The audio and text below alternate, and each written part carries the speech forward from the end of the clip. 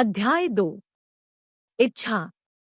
जब Edwin C Barnes 30 साल से अधिक समय पहले ऑरेंज एन.जे.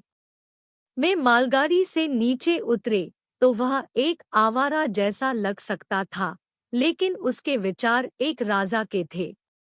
जैसे ही उन्होंने रेल की पटरियों से थॉमस ए एडिसन के कार्यालय तक अपना रास्ता बनाया, उनका दिमाग काम कर रहा था। उसने खुद को एडिसन की उपस्थिति में खड़ा देखा। उन्होंने खुद को मिस्टर एडिसन से अपने जीवन के एक उपभोग के जुनून को पूरा करने का अवसर मांगते हुए सुना, महान आविष्कारक का व्यावसायिक सहयोगी बनने की एक जलती हुई इच्छा। बार्न्स की इच्छा कोई आशा नहीं थी। यह एक इच्छा नहीं थी। यह एक गहरी, स्पंदित करने वाली इच्छा थी, जिसने बाकी सब चीजों को पार कर लिया। यह निश्चित था। जब उन्होंने एडिसन से संपर्क किया तो यह इच्छा नई नहीं थी। यह लंबे समय से बार्न्स की प्रमुख इच्छा थी। शुरुआत में जब पहली बार इच्छा उनके दिमाग में प्रकट हुई तो शायद यह केवल एक इच्छा थी, लेकिन जब वह एडिसन के सामने आए तो यह केवल इच्छा नहीं थी। कुछ साल बाद एडविन सी बार्न्स फिर से उसी कार्यालय में एडिसन के सामने खड़े हुए, जहां वह पहली बार आविष्कारक से मिले थे। इस बार उनकी डिजायर का हकीकत में अनुवाद किया गया था। वह एडिसन के साथ व्यापार में था। उनके जीवन का दबंग सपना एक वास्तविकता बन गया था। आज जो लोग जानते हैं, बार्न्स ने उससे ईर्ष्या की क्योंकि ब्रेक जीवन ने उसे दिया। वे उसे उसकी जीत के दिनों में देखते हैं, उसकी सफलता के कारणों की जांच करने के लिए परेशानी किए बिना। बार्न्स सफल हुए क्योंकि उन्होंने एक निश्चित लक्ष्य चुना, अपनी सारी ऊर्जा, अपनी सारी इच्छा शक्ति, अपना सारा प्रयास, सब कुछ उस लक्ष्य के पीछे लगा दिया। जिस दिन वह आया, वह एडिसन का भागीदार नहीं बना। वह सबसे छोटा काम शुरू करने के लिए संतुष्ट था, जब तक कि यह उसके पोषित लक्ष्य की ओर एक कदम भी बढ़ने का अवसर प्रदान करता था।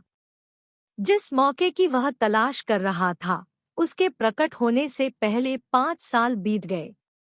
उन सभी वर्षों के दौरान न तो आशा की एक किरण, न ही उनकी इच्छा की प्राप्ति का एक भी वादा उनके सामने रखा गया था। हर किसी के लिए खुद को छोड़कर वह एडिसन के व्यापार के पहिए में केवल एक और दल दिखाई दिया, लेकिन अपने दिमाग में वह एडिसन के हर मिनट में भागीदार था, जिस दिन से वह पहली बार वहां काम करने गया था।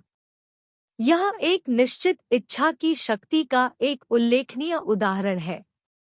बार्न्स ने अपना लक्ष्य हासिल कर लिया क्योंकि वह मिस्टर एडिसन का एक व्यापारिक सहयोगी बनना चाहता था, जितना कि वह और कुछ नहीं चाहता था। उन्होंने उस उद्देश्य को प्राप्त करने के लिए एक योजना बनाई, लेकिन उसने अपने पीछे सभी पुलों को जला दिया। वह अपनी डिजायर के साथ तब तक खड़ा रहा जब तक कि यह उसके जीवन का प्रमुख जुनून नहीं बन गया, और अंत में एक सच्चाई। जब वे ऑरेंज के पास गए तो उन्होंने खुद से यह नहीं कहा, मैं एडिसन को किसी तरह की नौकरी देने के लिए प्रेरित करने की कोशिश करूंगा। उसने कहा, मैं एडिसन को देखूंगा और उसे बता दूंगा कि मैं उसके साथ व्यापार करने आया हूं। उन्होंने यह नहीं कहा, मैं वहां कुछ महीनों के लिए काम करूंगा और अगर मुझे कोई प्रोत्साहन नहीं मिला तो मैं कहीं और नौकरी छोड़ दूंगा। उन्होंने कहा, मैं कहीं से भी शुरू करूंगा। एडिसन मुझसे जो कुछ करने के लिए कहता है, मैं वह करूंगा, लेकिन इससे पहले कि मैं पूरा कर सकूं, मैं उसका सहयोगी बनूंगा। उन्होंने यह नहीं कहा, मैं एक और अवसर के लिए अपनी आंखें खुली रखूंगा अगर मैं एडिसन संगठन में जो चाहता हूं उसे पाने में विफल रहता हूं। उन्होंने कहा, इस दुनिया में केवल एक चीज है जिसके लिए मैं दृढ़ संकल्पित हूं, और वह है थॉमस ए एडिसन के साथ एक व्यापारिक सहयोग।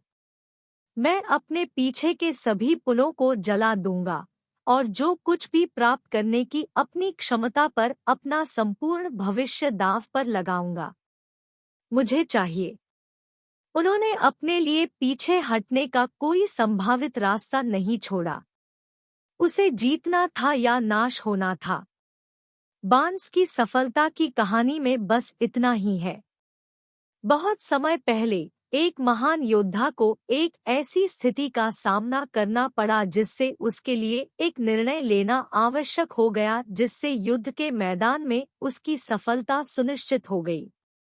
वह एक शक्तिशाली शत्रु के विरुद्ध अपनी सेनाएं भेजने ही वाला था, जिसके सैनिक उसकी संख्या से अधिक थे। उसने अपने सैनिकों को नावों में लाद दिया, दुश्मन के देश के लिए रवाना हुए, सैनिकों और उपकरणों को उतार दिया, फिर उन जहाज़ों को जलाने का आदेश दिया जो उन्हें ले गए थे। पहली लड़ाई से पहले अपने आदमियों को संबोधित करते हुए उन्होंने कहा, अब देखते हैं कि नावें धुएं में ऊपर जा रही है। इसका मतलब है कि हम इन तटों को तब तक जीवित नहीं छोड़ सकते जब तक हम जीत नहीं जाते। अब हमारे पास कोई विकल्प नहीं है, हम जीतते हैं या हम नष्ट हो जाते हैं। वे जीत लिया। प्रत्येक व्यक्ति जो किसी भी उपक्रम में जीतता है, उसे अपने जहाज़ों को जलाने और वापसी के सभी स्रोतों को काटने के लिए तैयार रहना चाहिए। ऐसा करने से ही कोई मुख्य के बारे में सुनिश्चित हो सकता है। मन की उस स्थिति को वश में करना, जिसे जीतने के लिए जलती हुई इच्छा के रूप में जाना जाता है, सफलता के लिए आवश्यक है। शिकागो की भीषण आग के बाद की सुबह, व्यापारियों का एक समूह स्टेट स्ट्रीट पर खड़ा हो गया, जो उनके स्टोर के धूम्रपान अवशेषों को देख रहा था। वे यह तय करने के लिए एक सम्मेलन में गए कि क्या वे पुनर्निर्माण करने की कोशिश करेंगे या शिकागो छोड़ देंगे और देश के एक अधिक आशाजनक हिस्से में शुरू करेंगे।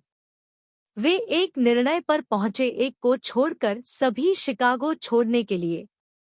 जिस व्यापारी ने रहने और फिर से बनाने का फैसला किया, उसने अपनी दुकान के अवशेषों पर उंगली उठाई और कहा, सज्जनों, मैं उसी जगह पर दुनिया का सबसे बड़ा स्टोर बनाऊंगा, चाहे वह कितनी भी बार जल जाए। वह 50 साल से भी पहले की बात है। स्टोर बनाया गया था। यह आज वहां खड़ा है, उस मन की स्थिति की शक्ति के लिए एक विशाल स्मारक जिसे जलती हुई इच्छा के रूप में जाना जाता है। मार्शल फील्ड के लिए जो आसान काम होता, वह ठीक वैसा ही होता जैसा उसके साथी व्यापारियों ने किया होता। जब चलना कठिन था और भविष्य निराशाजनक लग रहा था, तो वे ऊपर उठे और जहां जाना आसान लग रहा था, वहां गए। मार्शल फील्ड और अन्य व्यापारियों के बीच इस अंतर को अच्छी तरह से चिह्नित करें, क्योंकि यह वही अंतर है जो एडविन सी. बार्न्स को एडिसन संगठन में काम करने वाले हजारों अन्य युवाओं से अलग करता है। यह वही अंतर है जो व्यावहारिक रूप से उन सभी को अलग करता है जो असफल होते हैं। हर इंसान जो पैसे के उद्देश्य को समझने की उम्र तक पहुंचता है, उसकी कामना करता है। कामना करने से धन की प्राप्ति नहीं होगी, लेकिन मन की स्थिति के साथ धन की इच्छा करना जो एक जुनून बन जाता है, तब धन अर्जित करने के लिए निश्चित तरीकों और साधनों की योजना बनाना और उन योजनाओं को दृढ़ता से समर्थन देना जो विफलता को नहीं पहचानती है, धन लाएगा। जिस विधि से धन की इच्छा को उसके वित्तीय समकक्ष में परिवर्तित किया जा सकता है, उसमें 6 निश्चित व्यावहारिक चरण शामिल है, जैसे: प्रथम, अपने मन में उतनी ही मात्रा में नियत करें जितनी आप चाहते हैं। केवल यह कहना पर्याप्त नहीं है कि मुझे बहुत सारा धन चाहिए। राशि के बारे में निश्चित रहें। निश्चितता का एक मनोवैज्ञानिक कारण है जिसका वर्णन अगले अध्याय में किया जाएगा। दूसरा, निर्धारित करें कि आप अपनी इच्छित धन के बदले में क्या देना चाहते हैं।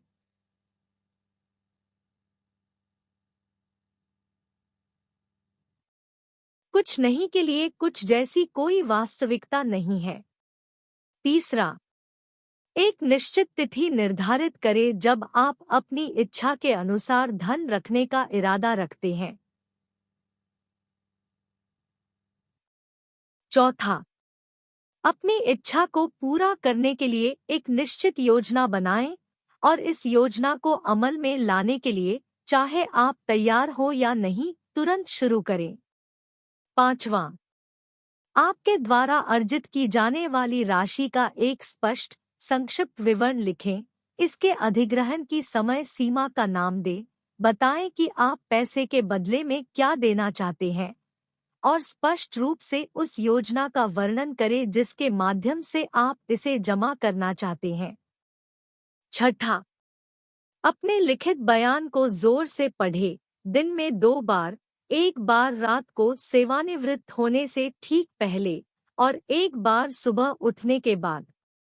जैसे आप पढ़ें, देखें और महसूस करें और खुद पर पहले से ही विश्वास करें। यह महत्वपूर्ण है कि आप इन 6 चरणों में वर्णित निर्देशों का पालन करें। यह विशेष रूप से महत्वपूर्ण है कि आप छठे पैराग्राफ में दिए गए निर्देशों का पालन करें और उनका पालन करें। आप शिकायत कर सकते हैं कि आपके पास वास्तव में पैसा होने से पहले खुद को धन के कब्जे में देखना असंभव है। यहाँ वह जगह है जहाँ एक जलती हुई इच्छा आपकी सहायता के लिए आएगी। यदि आप वास्तव में पैसे की इतनी उत्सुकता से इच्छा रखते हैं कि आपकी इच्छा एक जुनून है, तो आपको अपने आप को यह विश्वास दिलाने में कोई कठिनाई नहीं होगी कि आप इसे प्राप्त कर लेंगे। उद्देश्य धन की चाहत करना है और इसे पाने के लिए इतना दृढ़ होना कि आप स्वयं को आश्वस्त करें कि आपके पास यह होगा। केवल पैसे के प्रति जागरूक बनने वाले ही महान धन संचय करते हैं। धन चेतना का अर्थ है कि मन धन की इच्छा से इतना अधिक संतृप्त हो गया है कि व्यक्ति स्वयं को पहले से ही अपने कब्जे में देख सकता है। अशिक्षित लोगों के लिए, जिन्हें मानव मन के कार्य सिद्धांतों में स्कूली शिक्षा नहीं मिली है, ये निर्देश अव्यावहारिक लग सकते हैं। यह उन सभी के लिए मददगार हो सकता है जो 6 चरणों की सुदृढ़ता को पहचानने में विफल रहते हैं। यह जानना कि वे जो जानकारी देते हैं वह एंड्रयू कार्नेगी से प्राप्त हुई थी, जो स्टील मिलों में एक साधारण मजदूर के रूप में शुरू हुआ था, लेकिन अपनी विनम्र शुरुआत के बावजूद कामयाब रहा। इन सिद्धांतों को बनाने के लिए उसे $100 मिलियन से अधिक का भाग्य प्राप्त हुआ। यह जानने में और मदद मिल सकती है कि 6 यहाँ सुझाए गए कदमों की स्वर्गीय थॉमस एडिसन द्वारा सावधानीपूर्वक जांच की गई, जिन्होंने उन पर अपनी स्वीकृति की मुहर लगाई, न केवल धन के संचय के लिए आवश्यक कदम, बल्कि किसी निश्चित लक्ष्य की प्राप्ति के लिए आवश्यक कदम नहीं, कठिन श्रम के लिए कहते हैं। वे कोई बलिदान नहीं मांगते हैं। उन्हें हास्यास्पद या भरोसेमंद बनने के लिए किसी की आवश्यकता नहीं है। उन्हें लागू करने के लिए बड़ी मात्रा में शिक्षा की आवश्यकता नहीं है। लेकिन इन 6 चरणों को सफलतापूर्वक लागू करने के लिए पर्याप्त कल्पना की आवश्यकता होती है, ताकि व्यक्ति यह देख सके और समझ सके कि धन के संचय को संयोग, सौभाग्य और भाग्य के भरोसे नहीं छोड़ा जा सकता है। किसी को यह महसूस करना चाहिए कि जिन लोगों ने महान संपत्ति अर्जित की है, उन्होंने धन अर्जित करने से पहले एक निश्चित मात्रा में सपने देखना, उम्मीद करना, कामना करना, इच्छा करना और योजना बनाना किया।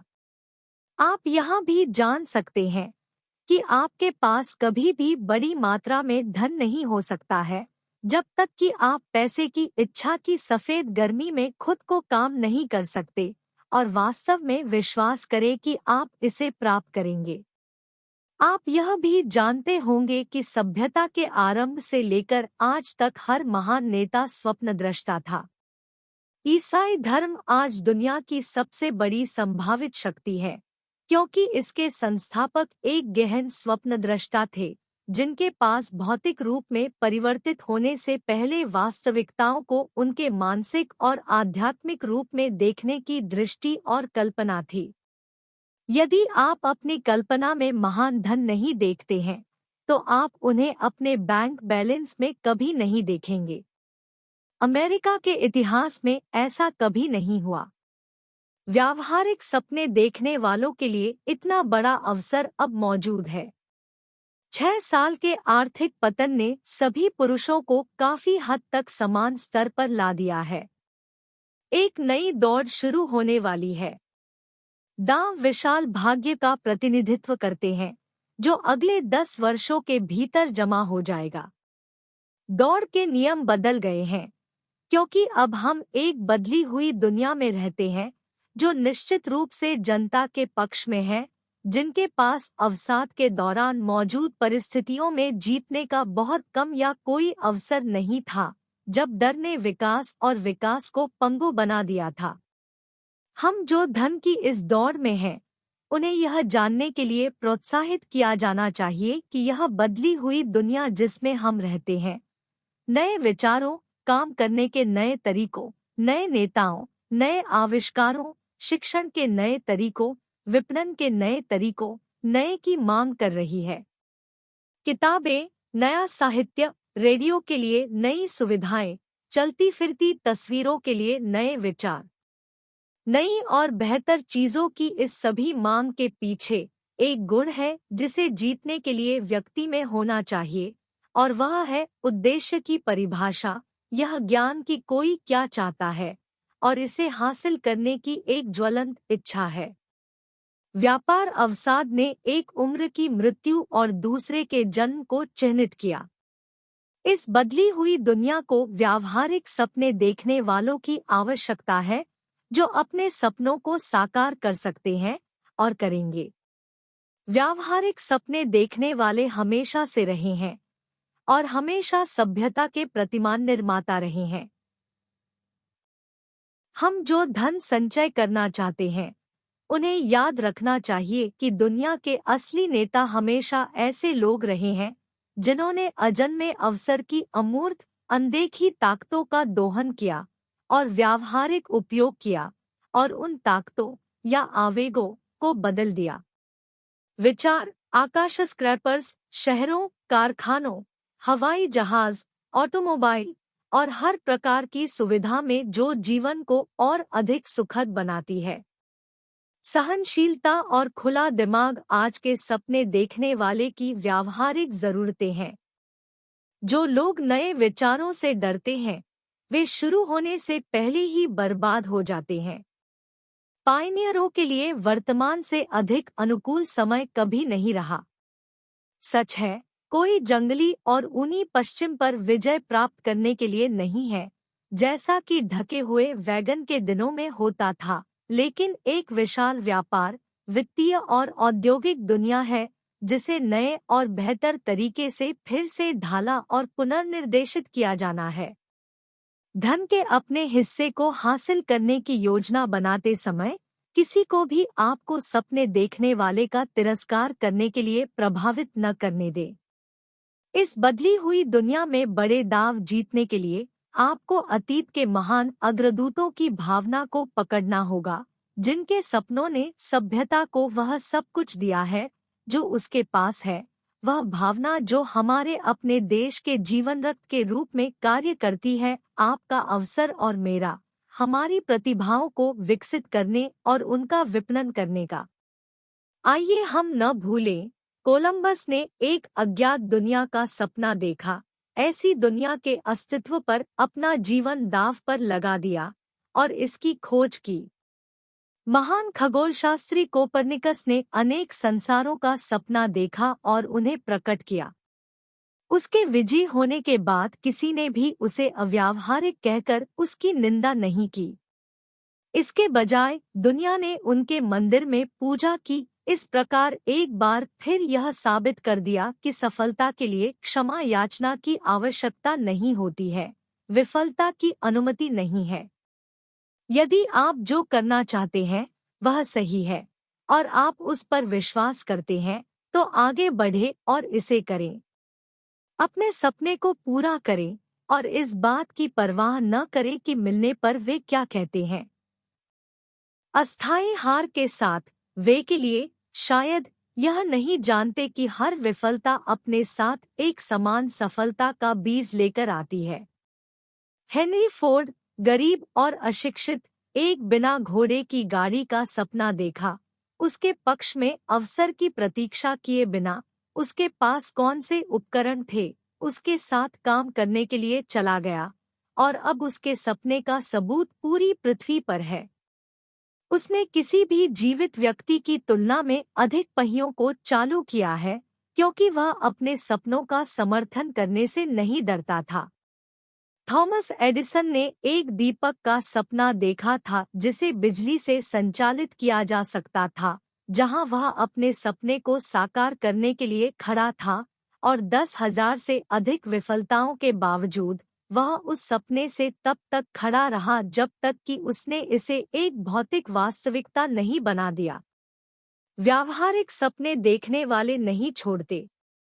व्हेलन ने सिगार स्टोर्स की एक श्रृंखला का सपना देखा, अपने सपने को क्रिया में बदल दिया, और अब यूनाइटेड सिगार स्टोर्स अमेरिका में सबसे अच्छे कोनों पर कब्जा कर लेते हैं। लिंकन ने काले दासों के लिए स्वतंत्रता का सपना देखा, अपने सपने को साकार किया, और संयुक्त उत्तर और दक्षिण को अपने सपने को वास्तविकता में बदलने के लिए मुश्किल से जीवित रहने से चूक गए। राइट बंधुओं ने एक ऐसी मशीन का सपना देखा था जो हवा में उड़ सके। अब दुनिया भर में कोई सबूत देख सकता है कि उन्होंने अच्छे सपने देखे थे। मार्कोनी ने ईथर की अमूर्त शक्तियों के दोहन के लिए एक प्रणाली का सपना देखा था। सबूत है कि उन्होंने व्यर्थ सपना नहीं देखा, दुनिया के हर वायरलेस और रेडियो में पाया जा सकता है। इसके अलावा मार्कोनी का सपना सबसे विनम्र केबिन और सबसे आलीशान जागीर घर साथ साथ ले आया। इसने बनाया पृथ्वी पर हर देश के लोग पिछले दरवाजे पड़ोसी। इसने संयुक्त राज्य अमेरिका के राष्ट्रपति को एक ऐसा माध्यम दिया जिसके द्वारा वह एक समय में और अल्प सूचना पर अमेरिका के सभी लोगों से बात कर सकते हैं। आपको यह जानने में रुचि हो सकती है कि मार्कोनी के दोस्तों ने उन्हें हिरासत में ले लिया था और एक मनोरोगी अस्पताल में जांच की थी जब उन्होंने घोषणा की कि उन्होंने एक सिद्धांत की खोज की है जिसके माध्यम से वह तारों की सहायता के बिना हवा के माध्यम से संदेश भेज सकते हैं या अन्य संचार के प्रत्यक्ष भौतिक साधन। आज के सपने देखने वाले बेहतर किराया देते हैं। दुनिया नई खोजों की आदी हो गई है। नहीं, इसने दुनिया को एक नया विचार देने वाले सपने देखने वाले को पुरस्कृत करने की इच्छा दिखाई है। सबसे बड़ी उपलब्धि पहली बार में और एक समय के लिए, लेकिन एक सपना था। ओक बलूत के फल में सोता है, पक्षी अंडे में प्रतीक्षा करता है, और आत्मा की उच्चतम दृष्टि में एक जागृत देवदूत हिलता है। सपने वास्तविकता के बीज होते हैं। जागो, उठो और अपने आप को मुखर करो, तुम दुनिया के सपने देखने वाले हो। आपका सितारा अब आरोही में है। विश्व अवसाद वह अवसर लेकर आया जिसका आप इंतजार कर रहे थे। इसने लोगों को नम्रता, सहिष्णुता और खुले दिमाग की शिक्षा दी। दुनिया अवसरों की बहुतायत से भरी हुई है जिसे अतीत के सपने देखने वाले कभी नहीं जानते थे। एक जलती हुई इच्छा होना और करना वह प्रारंभिक बिंदु है जहां से सपने देखने वाले को उड़ान भरनी चाहिए। सपने उदासीनता, आलस्य या महत्वाकांक्षा की कमी से पैदा नहीं होते हैं। दुनिया अब सपने देखने वाले का उपहास नहीं उड़ाती, नहीं, उसे अव्यावहारिक कहते हैं। यदि आपको लगता है कि यह करता है, तो टेनेसी की यात्रा करें और देखें कि एक सपने देखने वाले राष्ट्रपति ने अमेरिका की महान जल शक्ति का उपयोग करने और उपयोग करने के तरीके में क्या किया है। बरसों पहले ऐसा सपना पागलपन सा लगता था। आप निराश हो गए हैं, आप अवसाद के दौरान हार गए हैं, आपने अपने भीतर के महान हृदय को तब तक कुचला हुआ महसूस किया है जब तक कि वह लहूलुहान न हो जाए। हिम्मत रखो, क्योंकि इन अनुभवों ने उस आध्यात्मिक धातु को तड़का दिया है जिससे तुम बने हो। वे अतुलनीय मूल्य की संपत्ति हैं। यह भी याद रखें कि जीवन में सफल होने वाले सभी लोगों की शुरुआत खराब होती है और उनके पहुंचने से पहले कई दिल दहला देने वाले संघर्षों से गुजरते हैं। सफल होने वालों के जीवन में मोड़ आमतौर पर किसी संकट के समय आता है जिसके माध्यम से उन्हें अपने अन्य स्वयं से परिचित कराया जाता है। जॉन बनियन ने पिलग्रिम्स प्रोग्रेस लिखी, जो कि जेल में बंद होने और धर्म के विषय पर उनके विचारों के कारण उन्हें कड़ी सजा दिए जाने के बाद सभी अंग्रेजी साहित्य में सबसे बेहतरीन है। ओ हेनरी ने उस प्रतिभा की खोज की जो उसके मस्तिष्क के भीतर सो गई थी जब वह बड़े दुर्भाग्य से मिला था और कोलंबस, ओहियो में एक जेल की कोठरी में बंद था। दुर्भाग्य से अपने अन्य स्व से परिचित होने और अपनी कल्पना का उपयोग करने के लिए मजबूर होने के कारण उन्होंने खुद को एक दुखी अपराधी और बहिष्कृत के बजाय एक महान लेखक के रूप में पाया। अजीब और विविध जीवन के तरीके हैं और अजनबी अभी भी अनंत बुद्धि के तरीके हैं जिसके माध्यम से पुरुषों को कभी-कभी अपनी खोज करने से पहले सभी प्रकार के दंड से गुजरने के लिए मजबूर किया जाता है। स्वयं का मस्तिष्क और कल्पना के माध्यम से उपयोगी विचार बनाने की उनकी अपनी क्षमता। एडिसन, दुनिया का सबसे बड़ा आविष्कारक और वैज्ञानिक, एक आवारा टेलीग्राफ ऑपरेटर था। वह प्रेरित होने से पहले असंख्य बार विफल रहा। आखिरकार उस प्रतिभा की खोज के लिए जो उसके मस्तिष्क के भीतर सोया था। चार्ल्स डिकेंस ने काले बर्तनों पर लेबल चिपकाकर शुरुआत की। उनके पहले प्यार की त्रासदी ने उनकी आत्मा की गहराई में प्रवेश किया और उन्हें दुनिया के महान लेखकों में से एक में बदल दिया। उस त्रासदी ने पहले डेविड कॉपरफील्ड को जन्म दिया, फिर कई अन्य कार्यों ने इसे अपनी किताबें पढ़ने वाले सभी लोगों के लिए एक समृद्ध और बेहतर दुनिया बना दिया। प्रेम संबंधों पर निराशा आम तौर पर पुरुषों को शराब पीने के लिए और महिलाओं को बर्बाद करने के लिए प्रेरित करती है, और यह क्योंकि अधिकांश लोग अपनी सबसे मजबूत भावनाओं को रचनात्मक प्रकृति के सपनों में बदलने की कला कभी नहीं सीखते हैं। हेलेन केलर जन्म के कुछ समय बाद ही बहरी, गूंगी और अंधी हो गई। अपने सबसे बड़े दुर्भाग्य के बावजूद उन्होंने महान के इतिहास के पन्नों में अपना नाम अमिट रूप से लिखा है। उनके पूरे जीवन ने इस बात का सबूत दिया है कि जब तक हार को वास्तविकता के रूप में स्वीकार नहीं किया जाता है, तब तक कोई भी पराजित नहीं होता है। रॉबर्ट बर्न्स एक अनपढ़ देश का लड़का था। वह गरीबी से शापित था और बड़े होकर सौदेबाजी में शराबी बन गया।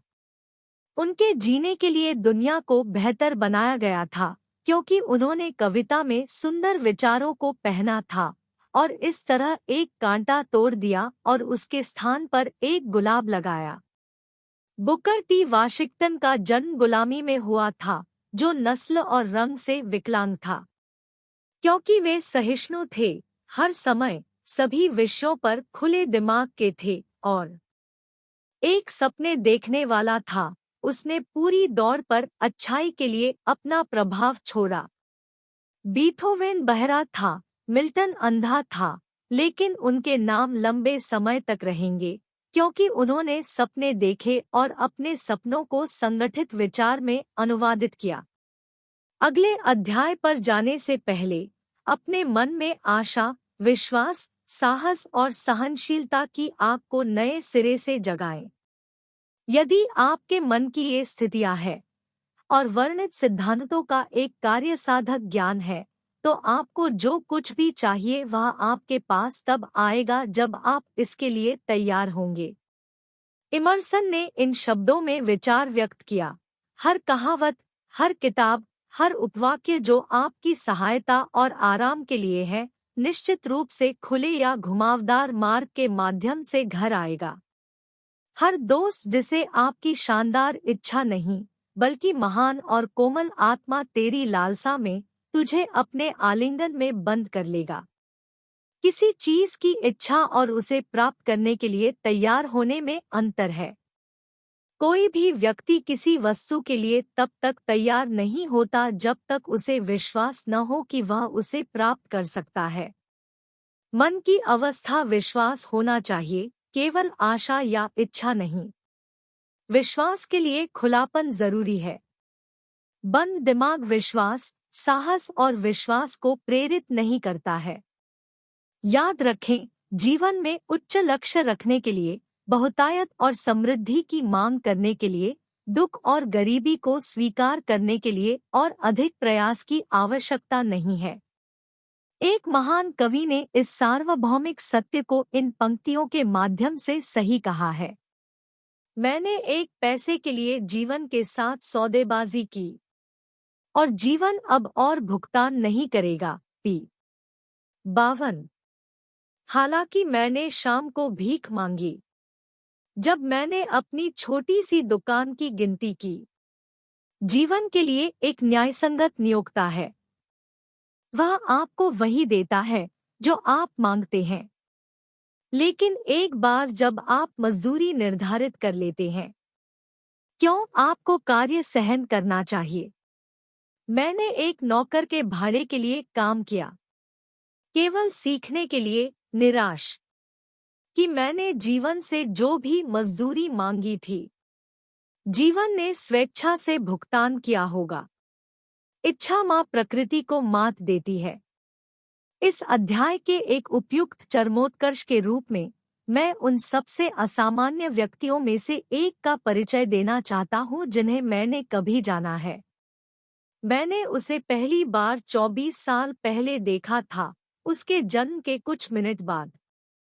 वह बिना कानों के किसी भी शारीरिक संकेत के दुनिया में आया और डॉक्टर ने स्वीकार किया, जब एक राय के लिए दबाव डाला गया कि बच्चा बहरा हो सकता है और जीवन के लिए गूंगा हो सकता है।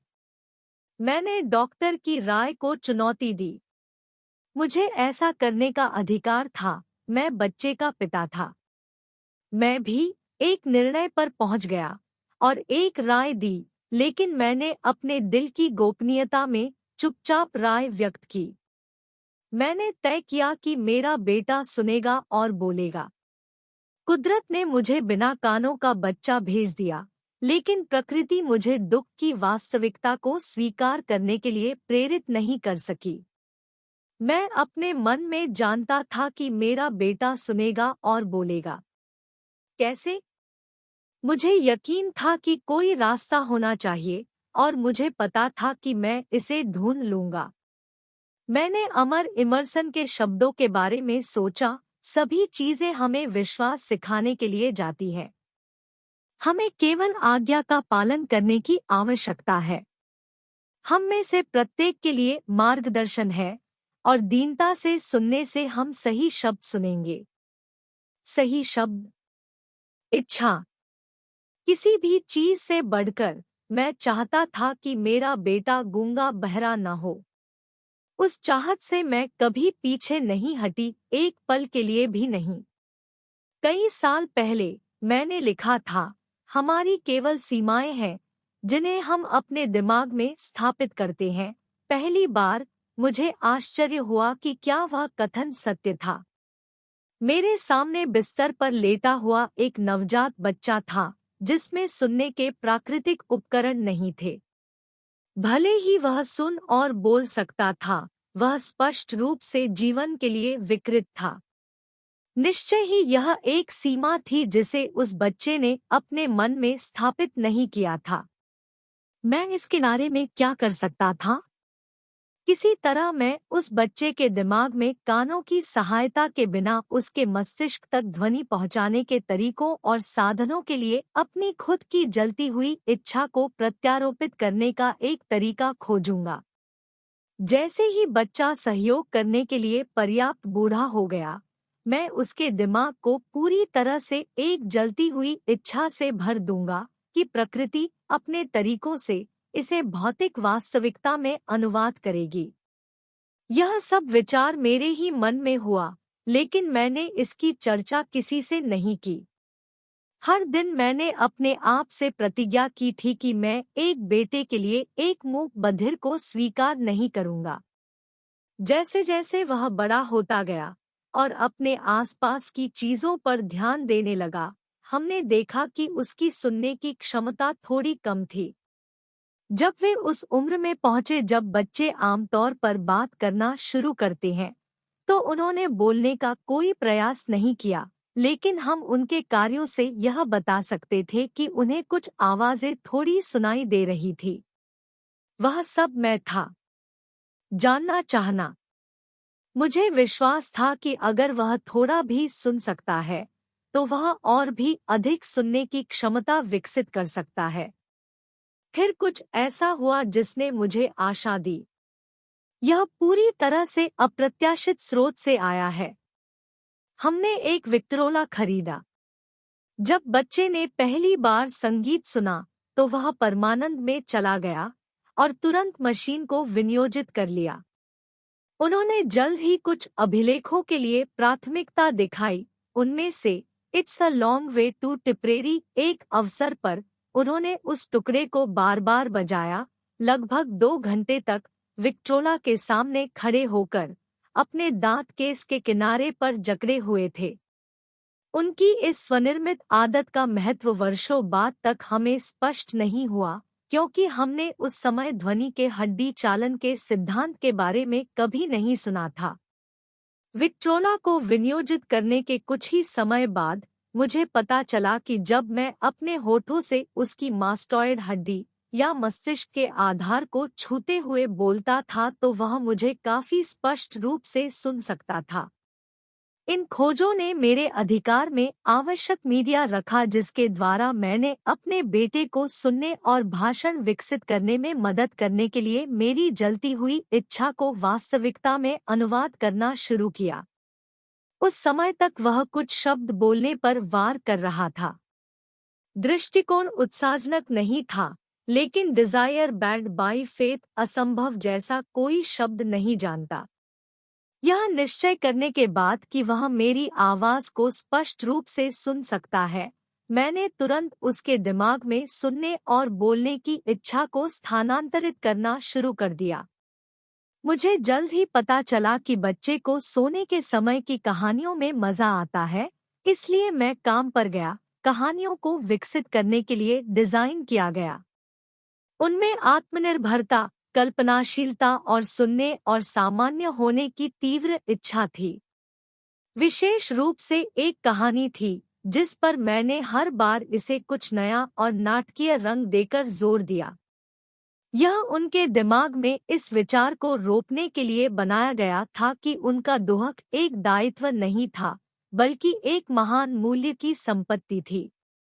इस तथ्य के बावजूद कि मेरे द्वारा देखे गए सभी दर्शन ने स्पष्ट रूप से संकेत दिया है कि हर प्रतिकूलता अपने साथ एक समान लाभ का बीज लाती है, मुझे यह स्वीकार करना चाहिए कि मुझे इस बात का जरा सा भी अंदाजा नहीं था कि यह पीड़ा कभी संपत्ति कैसे बन सकती है। हालांकि मैंने उस दर्शन को सोने की कहानियों में लपेटने का अपना अभ्यास जारी रखा। उम्मीद है कि वह समय आएगा जब उसे कोई ऐसी योजना मिलेगी जिसके द्वारा कुछ उपयोगी उद्देश्य की पूर्ति के लिए उसकी बाधा को बनाया जा सके। कारण ने मुझे स्पष्ट रूप से बताया कि कानों और प्राकृतिक श्रवण उपकरणों की कमी के लिए पर्याप्त मुआवजा नहीं था।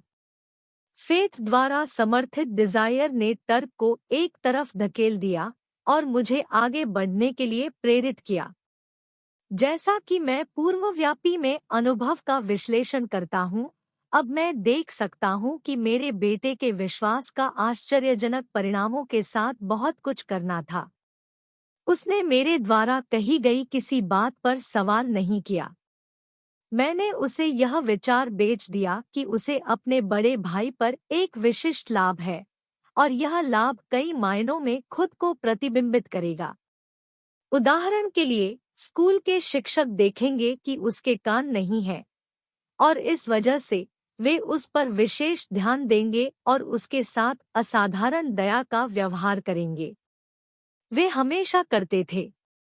उसकी माँ ने देखा कि शिक्षकों के पास जाकर और बच्चे को अतिरिक्त ध्यान देने के लिए उनके साथ व्यवस्था करना जरूरी। मैंने उसे यह विचार भी बेचा कि जब वह अखबार बेचने के लिए पर्याप्त बूढ़ा हो गया, उसका बड़ा भाई पहले से ही एक अखबार का व्यापारी बन गया था, तो उसे अपने भाई पर एक बड़ा फायदा होगा, इस कारण से कि लोग उसे अतिरिक्त पैसे देंगे उसके सामान के लिए, क्योंकि वे देख सकते थे कि वह एक उज्जवल, मेहनती लड़का था, इस तथ्य के बावजूद कि उसके कान नहीं थे। हमने देखा कि धीरे धीरे बच्चे की सुनने की क्षमता में सुधार हो रहा था। इसके अलावा अपने कष्ट के कारण उनमें आत्मजागरूक होने की थोड़ी सी भी प्रवृत्ति नहीं थी। जब वे लगभग 7 वर्ष के थे, तो उन्होंने पहला प्रमाण दिखाया कि उनके मन की सेवा करने का हमारा तरीका फल दे रहा था। कई महीनों तक उसने अखबार बेचने के विशेषाधिकार के लिए भीख मांगी, लेकिन उसकी माँ ने उसकी सहमति नहीं दी। उसे डर था कि उसके बहरेपन ने उसके लिए अकेले सड़क पर जाना असुरक्षित बना दिया है। अंत में उन्होंने मामलों को अपने हाथों में ले लिया। एक दोपहर, जब उसे नौकरों के साथ घर पर छोड़ दिया गया, तो वह रसोई की खिड़की से चढ़ गया, जमीन पर गिर गया और अपने आप निकल गया। उन्होंने पड़ोस के थानेदार से पूंजी में 6 सेंट उधार लिया, इसे कागजों में निवेश किया, बेचा, पुनर्निवेश किया और देर शाम तक दोहराते रहे। अपने खातों को संतुलित करने के बाद और अपने बैंकर से उधार लिए गए 6 सेंट का भुगतान करने के बाद उसे 42 सेंट का शुद्ध लाभ हुआ। उस रात जब हम घर पहुंचे तो देखा कि वह बिस्तर पर सो रहा था, उसके हाथ में पैसे कसकर बंद थे। उसकी माँ ने अपना हाथ खोला, सिक्के निकाले और रो पड़ी। सभी चीजों का अपने बेटे की पहली जीत पर रोना कितना अनुचित लग रहा था। मेरी प्रतिक्रिया थी ठीक उल्टा। मैं दिल खोलकर हंसा, क्योंकि मैं जानता था कि बच्चे के मन में अपने आप में विश्वास का भाव बोने का मेरा प्रयास सफल हो गया है। उसकी माँ ने अपने पहले व्यावसायिक उद्यम में एक छोटा बहरा लड़का देखा जो सड़कों पर निकल गया था और पैसे कमाने के लिए अपनी जान जोखिम में डाल दी थी। मैंने एक बहादुर, महत्वाकांक्षी, आत्मनिर्भर छोटे व्यवसाय को देखा जिसका स्टॉक अपने आप में 100% बढ़ गया था, क्योंकि वह अपनी पहल पर व्यापार में गया था और जीत गया था। लेनदेन ने मुझे प्रसन्न किया, क्योंकि मैं जानता था कि उसने साधन संपन्नता के एक लक्षण का प्रमाण दिया था जो जीवन भर उसके साथ रहेगा। बाद की घटनाओं ने इसे सच साबित कर दिया। जब उसके बड़े भाई को कुछ चाहिए होता, तो वह फर्श पर लेट जाता, अपने पैरों को हवा में लात मारता, उसके लिए रोता और ले लेता। जब छोटा बहरा लड़का कुछ चाहता था, तो वह पैसे कमाने का एक तरीका तैयार करता था, फिर उसे अपने लिए खरीद लेता था। वह अभी भी उस योजना का पालन करता है। वास्तव में मेरे अपने बेटे ने मुझे सिखाया है कि बाधाओं को कदम के पत्थरों में परिवर्तित किया जा सकता है, जिस पर कोई भी किसी योग्य लक्ष्य की ओर चढ़ सकता है, जब तक कि उन्हें बाधाओं के रूप में स्वीकार नहीं किया जाता है और एलिबिस के रूप में उपयोग नहीं किया जाता है। छोटा बहरा लड़का अपने शिक्षकों को सुनने में सक्षम हुए बिना ग्रेड, हाई स्कूल और कॉलेज के माध्यम से चला गया, सिवाय इसके कि जब वे जोर से चिल्लाते थे, करीब से वह बधिरों के लिए एक स्कूल नहीं गया। हम उसे सांकेतिक भाषा सीखने की अनुमति नहीं देंगे। हम दृढ़ थे कि उसे एक सामान्य जीवन जीना चाहिए और सामान्य बच्चों के साथ संगति करनी चाहिए, और हम उस निर्णय पर कायम रहे, हालांकि इसके लिए हमें स्कूल के अधिकारियों के साथ कई गर्मागर्म बहसें करनी पड़ी। जब वे हाई स्कूल में थे, उन्होंने एक विद्युत श्रवण यंत्र की कोशिश की, लेकिन यह उनके लिए कोई मूल्य नहीं था, कारण हम मानते थे एक ऐसी स्थिति का खुलासा किया गया था जब बच्चा 6 साल का था, शिकागो के डॉ. गॉर्डन विल्सन द्वारा, जब उन्होंने लड़के के सिर के एक तरफ ऑपरेशन किया और पाया कि प्राकृतिक श्रवण उपकरण का कोई संकेत नहीं था। कॉलेज में उनके अंतिम सप्ताह के दौरान, ऑपरेशन के 18 साल बाद, कुछ ऐसा हुआ जो उनके जीवन का सबसे महत्वपूर्ण मोड़ था। जो मात्र मौका प्रतीत होता था, उसके माध्यम से वह एक अन्य विद्युत श्रवण यंत्र के कब्जे में आ गया, जिसे परीक्षण के लिए उसके पास भेजा गया था। एक समान उपकरण से निराशा के कारण वह इसका परीक्षण करने में धीमा था।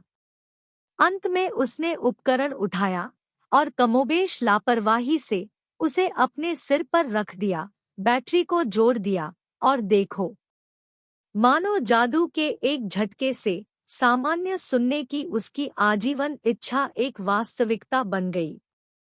अपने जीवन में पहली बार उन्होंने व्यावहारिक रूप से सामान्य सुनने वाले किसी भी व्यक्ति को सुना। भगवान रहस्यमय तरीके से चलते हैं, उनके चमत्कार करने के लिए। बदली हुई दुनिया के कारण बहुत खुश हुए, जो उनके श्रवण यंत्र के माध्यम से उनके पास लाई गई थी। वह टेलीफोन पर पहुंचे, अपनी मां को फोन किया और उनकी आवाज पूरी तरह से सुनी। अगले दिन उसने कक्षा में अपने प्राध्यापकों की आवाजें अपने जीवन में पहली बार स्पष्ट रूप से सुनी। पहले वह उन्हें तभी सुन सकता था जब वे कम दूरी पर चिल्लाते थे। उसने रेडियो सुना। उसने बात करने वाली तस्वीरें सुनी। अपने जीवन में पहली बार वह अन्य लोगों के साथ बिना जोर से बोलने की आवश्यकता के स्वतंत्र रूप से बातचीत कर सकता था। सचमुच वह कब्जे में आ गया था। एक बदली हुई दुनिया की। हमने प्रकृति की भूल को स्वीकार करने से इनकार कर दिया था और निरंतर इच्छा से हमने प्रकृति को उस त्रुटि को ठीक करने के लिए केवल उपलब्ध व्यावहारिक साधनों के माध्यम से प्रेरित किया था। डिजायर ने लाभांश देना शुरू कर दिया था, लेकिन जीत अभी पूरी नहीं हुई थी। लड़के को अभी भी अपनी विकलांगता को एक समान संपत्ति में बदलने के लिए एक निश्चित और व्यावहारिक तरीका खोजना था। जो कुछ पहले ही पूरा हो चुका था, उसके महत्व को शायद ही महसूस किया हो, लेकिन अपनी नई खोजी गई ध्वनि की दुनिया की खुशी के नशे में उसने श्रवण यंत्र के निर्माता को एक पत्र लिखा, जो उत्साहपूर्वक अपने अनुभव का वर्णन करता है। उनके पत्र में कुछ कुछ जो शायद पंक्तियों पर नहीं, बल्कि उनके पीछे लिखा हुआ था, कंपनी ने उन्हें न्यूयॉर्क में आमंत्रित करने के लिए प्रेरित किया। जब वे पहुंचे तो उन्हें कारखाने के माध्यम से ले जाया गया और मुख्य अभियंता के साथ बात करते हुए उन्हें अपनी बदली हुई दुनिया, एक कुबड़, एक विचार या एक प्रेरणा के बारे में बताते हुए जो आप चाहते हैं, उसके दिमाग में कौंध गया। यह विचार का आवेग था जिसने उसके दुख को एक संपत्ति में बदल दिया, जो आने वाले समय के लिए हजारों लोगों को धन और खुशी दोनों में लाभांश का भुगतान करने के लिए नियत था। विचार के उस आवेग का योग और सार यह था, यह उनके लिए हुआ कि वह उन लाखों बहरे लोगों की मदद कर सकते हैं जो श्रवण यंत्रों के लाभ के बिना जीवन गुजारते हैं। अगर उन्हें कहानी सुनाने का कोई तरीका मिल जाए उसकी बदली हुई दुनिया की, तब और वहां उन्होंने अपने शेष जीवन को सुनने में कठिन लोगों को उपयोगी सेवा प्रदान करने के लिए समर्पित करने का निर्णय लिया। पूरे 1 महीने तक उन्होंने एक गहन अनुसंधान, जिसके दौरान उन्होंने श्रवण यंत्र के निर्माता की संपूर्ण विपणन प्रणाली का विश्लेषण किया और अपनी नई खोजी गई बदली हुई दुनिया को उनके साथ साझा करने के उद्देश्य से पूरी दुनिया में सुनने वाले लोगों के साथ संवाद करने के तरीके और साधन बनाए। जब यह किया गया तो उन्होंने अपने निष्कर्षों के आधार पर 2 साल की योजना लिखी। जब उन्होंने कंपनी को योजना प्रस्तुत की तो उनकी महत्वाकांक्षा को पूरा करने के उद्देश्य से उन्हें तुरंत एक पद दिया गया। जब वह काम पर गया तो उसने सपने में भी नहीं सोचा था कि वह हजारों बहरे लोगों के लिए आशा और व्यावहारिक राहत लाने के लिए नियत है, जो उसकी मदद के बिना हमेशा के लिए बहरे विद्रोह के लिए बर्बाद हो जाते। अपने हियरिंग एड के निर्माता के साथ जुड़ने के कुछ समय बाद उन्होंने मुझे अपनी कंपनी द्वारा संचालित एक कक्षा में भाग लेने के लिए आमंत्रित किया, जिसका उद्देश्य मूक बधिरों को सुनना और बोलना सिखाना था। मैंने इस तरह की शिक्षा के बारे में कभी नहीं सुना था, इसलिए मैंने कक्षा का दौरा किया, संशय में, लेकिन उम्मीद थी कि मेरा समय पूरी तरह से बर्बाद नहीं होगा। यहाँ मैंने एक प्रदर्शन देखा जिसने मुझे अपने बेटे के दिमाग में सामान्य सुनवाई की इच्छा को जगाने और जीवित रखने के लिए जो कुछ किया था उसका एक बहुत बड़ा दृश्य दिया। मैंने देखा कि बधिर मूकों को वास्तव में सुनना और बोलना सिखाया जा रहा था, उसी सिद्धांत को लागू करके जो मैंने 20 साल से भी पहले अपने बेटे को बधिर गूंगापन से बचाने के लिए इस्तेमाल किया था। इस प्रकार भाग्य के चक्र के कुछ अजीब मोड़ के माध्यम से मेरे बेटे ब्लेयर और मुझे अभी तक अजन्मे लोगों के लिए बहरे उत्परिवर्तन को ठीक करने में सहायता करने के लिए नियत किया गया है। क्योंकि जहाँ तक मैं जानता हूँ, हम एकमात्र जीवित इंसान हैं जिन्होंने निश्चित रूप से इस तथ्य को स्थापित किया है कि इस पीड़ा से पीड़ित लोगों को सामान्य जीवन में बहाल करने की हद तक बधिर उत्परिवर्तन को ठीक किया जा सकता है। यह एक के लिए किया गया है, यह दूसरों के लिए किया जाएगा। मेरे दिमाग में कोई संदेह नहीं है कि ब्लेयर जीवन भर मूक बधिर रहा होता अगर उसकी माँ और मैं उसके दिमाग को आकार देने में कामयाब नहीं होते जैसा हमने किया। उसके जन्म के समय उपस्थित होने वाले डॉक्टर ने हमें गोपनीय रूप से बताया कि बच्चा कभी सुन या बोल नहीं सकता है। कुछ हफ्ते पहले ऐसे मामलों के एक प्रसिद्ध विशेषज्ञ डॉक्टर इरविंग वूरहिस ने ब्लेयर की बहुत अच्छी तरह से जांच की। वह चकित था जब उसने सीखा कि मेरा बेटा अब कितनी अच्छी तरह सुनता है और बोलता है, और कहा कि उसकी परीक्षा से संकेत मिलता है कि सैद्धांतिक रूप से लड़के को बिल्कुल भी सुनने में सक्षम नहीं होना चाहिए, लेकिन बच्चा सुनता है। इस तथ्य के बावजूद कि एक्सरे तस्वीरें दिखाती हैं कि खोपड़ी में कोई भी उद्घाटन नहीं है जहां से उसके कान मस्तिष्क तक होने चाहिए। जब मैंने उनके दिमाग में सुनने और बात करने और एक सामान्य व्यक्ति के रूप में जीने की इच्छा पैदा की तो उस आवेग के साथ कुछ अजीब प्रभाव चला, जिसके कारण प्रकृति पुनर्निर्माता बन गई और उनके मस्तिष्क और बाहरी दुनिया के बीच मौन की खाई फैल गई, किसी न किसी माध्यम से जिसकी व्याख्या सबसे बड़े चिकित्सा विशेषज्ञ नहीं कर पाए हैं। मेरे लिए यह अनुमान लगाना भी अपवित्र होगा कि प्रकृति ने यह चमत्कार कैसे किया। यह अक्षम्य होगा यदि मैंने दुनिया को यह बताने की उपेक्षा की कि मैं उस अजीब अनुभव में अपने विनम्र हिस्से के बारे में जानता हूँ। यह मेरा कर्तव्य है और यह कहना मेरे लिए सौभाग्य की बात है कि मुझे विश्वास है और अकारण नहीं कि कुछ भी नहीं उस व्यक्ति के लिए असंभव है जो स्थायी विश्वास के साथ डिजायर का समर्थन करता है। वास्तव में एक जलती हुई इच्छा के पास खुद को अपने भौतिक समकक्ष में बदलने के कुटिल तरीके हैं। ब्लेयर ने सामान्य सुनवाई की इच्छा की, अब उसके पास है। वह एक विकलांग के साथ पैदा हुआ था जिसने आसानी से कम परिभाषित इच्छा वाले व्यक्ति को पेंसिल के बंडल और टिन के प्याले के साथ सड़क पर भेज दिया होगा।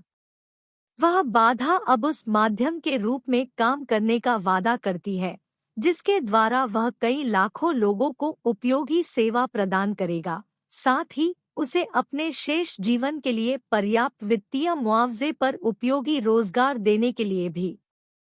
वह छोटा सा सफेद झूठ जो मैंने उसके दिमाग में लगाया था जब वह एक बच्चा था, उसे विश्वास करने के लिए उसकी पीड़ा एक बड़ी संपत्ति बन जाएगी जिसे वह भुना सकता है, उसने खुद को उचित ठहराया है। वास्तव में ऐसा कुछ भी नहीं है, सही या गलत, जिसे बिलीफ प्लस बर्निंग डिजायर वास्तविक नहीं बना सकता। ये गुण सभी के लिए स्वतंत्र है।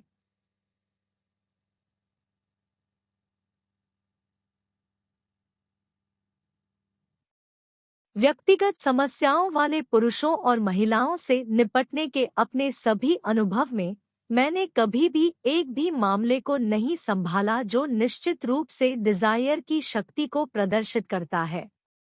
लेखक कभी-कभी उन विषयों को लिखने की गलती करते हैं जिनके बारे में उनके पास सतही या बहुत ही प्रारंभिक ज्ञान है। यह मेरा सौभाग्य रहा है कि मुझे अपने पुत्र की पीड़ा के माध्यम से शक्ति की सुदृढ़ता का परीक्षण करने का सौभाग्य मिला है। शायद यह दैवीय था कि अनुभव जैसा आया था, निश्चित रूप से कोई भी उससे बेहतर तैयार नहीं है। जब डिजायर की परीक्षा होती है तो क्या होता है, इसका उदाहरण देने के लिए, अगर माँ प्रकृति झुकती है, इच्छा की इच्छा, क्या यह तर्कसंगत है कि केवल पुरुष ही जलती हुई इच्छा को पराजित कर सकते हैं? अजीब और अकल्पनीय है मानव मन की शक्ति। हम उस विधि को नहीं समझते हैं जिसके द्वारा वह डिजायर को उसके भौतिक समकक्ष में परिवर्तित करने के साधन के रूप में प्रत्येक परिस्थिति, प्रत्येक व्यक्ति, प्रत्येक भौतिक वस्तु को अपनी पहुंच के भीतर उपयोग करता है। शायद विज्ञान इस रहस्य को उजागर कर दे। मैंने अपने बेटे के दिमाग में सुनने और बोलने की इच्छा पैदा की जैसे कोई भी सामान्य व्यक्ति सुनता और बोलता है। वह डिजायर अब एक वास्तविकता बन गई है। मैंने उनके दिमाग में उनकी सबसे बड़ी बाधा को उनकी सबसे बड़ी संपत्ति में बदलने की इच्छा पैदा की। उस डिजायर को साकार किया गया है। जिस ढंग से यह आश्चर्यजनक परिणाम प्राप्त हुआ, उसका वर्णन करना कठिन नहीं है। इसमें 3 बहुत ही निश्चित तथ्य शामिल थे। सबसे पहले, मैंने सामान्य सुनवाई की इच्छा के साथ विश्वास को मिलाया जिसे मैंने अपने बेटे को दिया। दूसरा, मैंने वर्षों से लगातार निरंतर प्रयास के माध्यम से उपलब्ध हर कल्पनीय तरीके से अपनी इच्छा के बारे में उन्हें बताया। तीसरा, उसने मुझ पर विश्वास किया। जैसे ही यह अध्याय पूरा हो रहा था, ममे की मृत्यु की खबर आई। शुमान हिंद। समाचार प्रेषण में एक छोटा पैराग्राफ इस असामान्य महिला की एक गायिका के रूप में शानदार सफलता का संकेत देता है। मैं पैराग्राफ उद्धृत करता हूँ क्योंकि इसमें जो सुराग है वह कोई और नहीं बल्कि डिजायर है। अपने करियर की शुरुआत में एमएमई शुमानहिंग ने वियना कोर्ट ओपेरा के निदेशक से मुलाकात की ताकि वह अपनी आवाज का परीक्षण कर सके, लेकिन उन्होंने इसका परीक्षण नहीं किया। अजीब और खराब कपड़े पहने पर एक नजर डालने के बाद, लड़की, उसने कहा, कोई भी बहुत धीरे से नहीं, ऐसे चेहरे के साथ और बिना किसी व्यक्तित्व के आप ओपेरा में सफल होने की उम्मीद कैसे कर सकते हैं? मेरे अच्छे बच्चे, विचार छोड़ दो।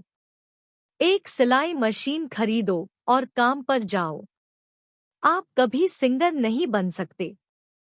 कभी भी लंबा समय नहीं होता है।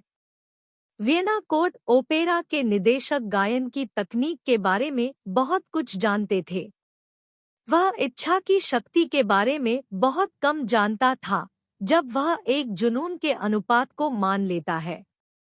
यदि वह उस शक्ति के बारे में अधिक जानता होता तो वह बिना अवसर दिए प्रतिभा की निंदा करने की गलती नहीं करता। कई साल पहले मेरा एक व्यावसायिक सहयोगी बीमार हो गया था। जैसे जैसे समय बीतता गया उसकी हालत बिगड़ती गई और अंत में उसे ऑपरेशन के लिए अस्पताल ले जाया गया। ऑपरेशन कक्ष में ले जाने से ठीक पहले मैंने उस पर एक नज़र डाली और सोचा कि उसके जैसा पतला और दुर्बल कोई भी एक बड़े ऑपरेशन से सफलतापूर्वक कैसे गुजर सकता है।